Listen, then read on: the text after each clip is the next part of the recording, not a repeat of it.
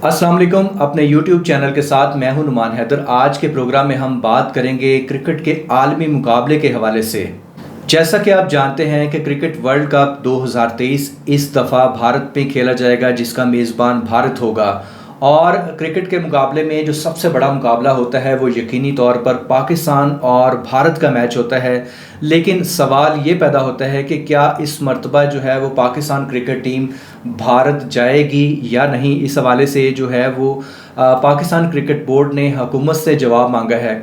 Prime minister Shahbaz शरीफ ने इस हवाले से एक हाई प्रोफाइल कमेटी जो है वो तश्कील दी है, जिसके सरबराह वज़ीर ख़ारजा बिलावल भुट्टो ज़रदारी होंगे, जबकि इसमें जो है वो वज़ीर दाखिला राना सनाउल्लाह, इसके अलावा जो है वज़ीर कानून आज़म नज़ीर तारड़, एहसान मज़ारी, मरियम औरंगज़ेब, असद महमूद, अमीनुल हक, कमर ज़मान कायरा और तारिक फ़ातमी इस कमेटी का हिस्सा होंगे।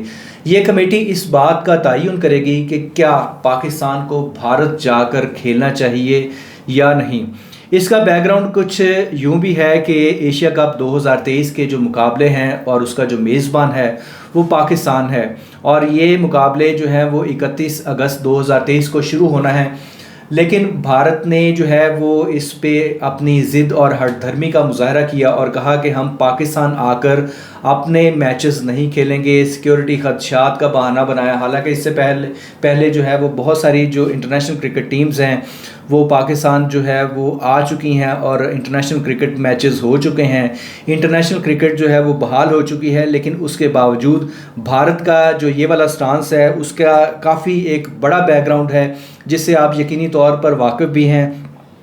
कुछ पॉइंट्स ऐसे थे जो मैं चाह रहा था कि वो आप लोगों से लाजमी डिस्कस भी करूं। चंद माह कबल जो है वो एक SCO समिट हुई वज़ीर ख़ारजा लेवल की गोवा में, भारत के शहर गोवा में, जिसमें जो है वो वज़ीर ख़ारजा बिलावल भुट्टो ज़रदारी ने शिरकत की। और इसमें पाकिस्तान के वज़ीर ख़ारजा बिलावल भुट्टो ज़रदारी ने G20 समिट जो कि कश्मीर में होनी थी, इसमें उन्होंने जो है वो अपना नैरेटिव जो ये रखा कि चूँकि ये एक मुतनाज़ा इलाका है, लिहाजा यहाँ पर जो कॉन्फ्रेंस है वो नहीं होनी चाहिए। दूसरा, जो हालिया SCO समिट हुई जिसको वर्चुअल बुनियादों पर करवाया गया, और ये जो समिट थी 2023 की, इसमें जो है वो यकीनी तौर पर रूसी सदर व्लादिमीर पुतिन, इसी तरह चाइनीज़ प्रेसिडेंट, ईरान के सदर और पाकिस्तान के वज़ीर-ए-आज़म समेत दीगर आलमी रहनुमाओं ने शिरकत करनी थी। और इसमें यकीनी तौर पर जो है वो ये एक प्लेटफॉर्म हो सकता था। इस वक्त जो अमेरिका और रशिया के दरमियान जो टेंशन है उस हवाले से जो है वो किसी न किसी तरह जो रशियन जो साइड है उसको जो है वो एक निगोसिएशंस का कोई रास्ता निकल सकता था यूक्रेन के साथ जो जंग का मामला है, और इसी तरह जो रशिया के जो इंटरनल मैटर्स हैं उस हवाले से। लेकिन भारत जिस पर जो है वो रशिया ने बहुत ज़्यादा फेवर्स की माजी में, तो अब हम देखते हैं कि वो अपनी जो इंटायर जो डिप्लोमेसी है और अपने जो फ़ैसले हैं वो कहते हैं कि हम एक तवाज़ुन के साथ खेल रहे हैं। चूँकि हमारा जो सारे का सारा जो इकनॉमिक डिपेंडेंस है वो यूरोपियन कंट्रीज़ और अमेरिका पर चूँकि ज़्यादा है, तो हम इसलिए जो है वो ये तासुर देना चाहते हैं कि हम जो हैं वो न्यूट्रल हैं।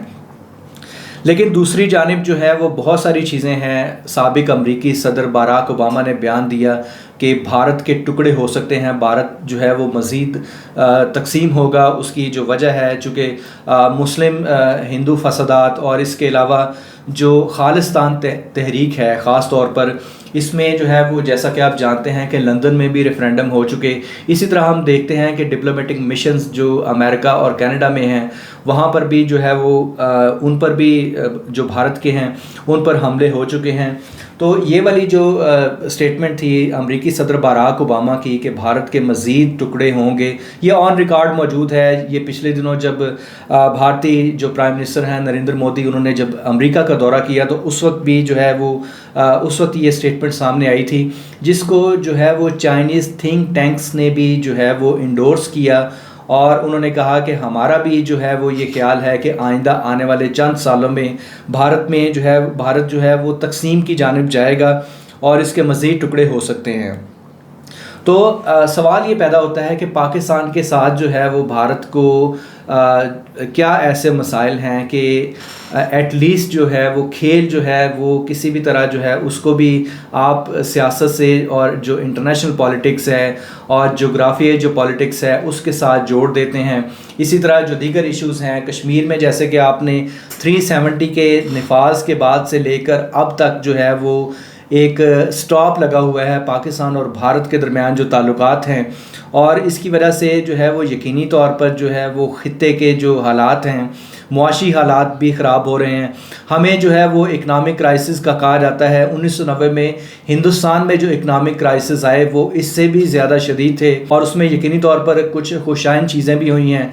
IMF का जो प्रोग्राम है वो भी चल रहा है और मज़ीद चीज़ें भी जो है वो चीन भी इस हवाले से जो है वो सपोर्टिव रोल प्ले कर रहा है। इस हवाले से वज़ीर आज़म शहबाज शरीफ ने भी जो है वो कौम को खुशखबरी सुनाई है। दूसरी जानिब हम देखते हैं कि जो सऊदी अरब और जो दीगर जो गल्फ़ कंट्रीज़ हैं उनकी जानिब से भी जो है वो एक अच्छा और पॉजिटिव साइन जो है वो पाकिस्तान के लिए आ रहा है। लेकिन इसमें जो है वो यकीनी तौर पर चूँकि इस वर्ल्ड कप के पॉइंट ऑफ व्यू से अगर हम बात करें, क्रिकेट के हवाले से बात करें, तो इसमें जो है वो हिंदुस्तान को थोड़े से जो है वो खुले दिल का मुजाहरा करना चाहिए। पाकिस्तानी गवर्नमेंट से मैं मुतालबा करता हूँ कि चूँकि इस वक्त जो पाकिस्तानी टीम है बैटिंग में, बॉलिंग में और इसके अलावा फील्डिंग में, ये दुनिया की आउट क्लास टीम है। इससे पहले इतना अच्छा कॉम्बिनेशन पाकिस्तानी टीम का कभी नहीं बना और यकीनी तौर पर इस वर्ल्ड कप के लिए जो पाकिस्तानी टीम है वो फेवरेट है। भारतीय टीम जो है उसमें हम देखते हैं कि वही जो पुराने जो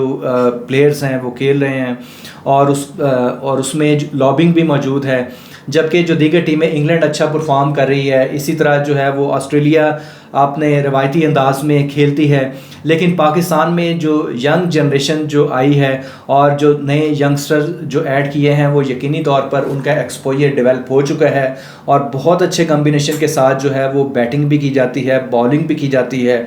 तो यकीनी तौर पर ये वाली जो अपॉर्चुनिटी है आप इसमें थोड़ा सा रिव्यू करें और ICC को इसमें इन्वॉल्व करें। ICC भी यही चाहता है कि जो हमारे मैचेस हैं, जो पाकिस्तान के जो बकिया मैचेस हैं वो कम से कम भारत में ना हों, बल्कि हम भी यही चाहते हैं कि वो किसी न्यूट्रल मुकाम पर हो जाएं, श्रीलंका में खेलें, बांग्लादेश में खेलें। कोशिश तो ये भी करनी चाहिए कि जो भारत के साथ जो मैच होना है पाकिस्तान का, उसमें हमारा भी यही स्टांस होना चाहिए कि हम किसी न्यूट्रल वेन्यू पर ही खेलें और न्यूट्रल वेन्यू जो है वो बांग्लादेश हो सकता है या श्रीलंका हो सकता है।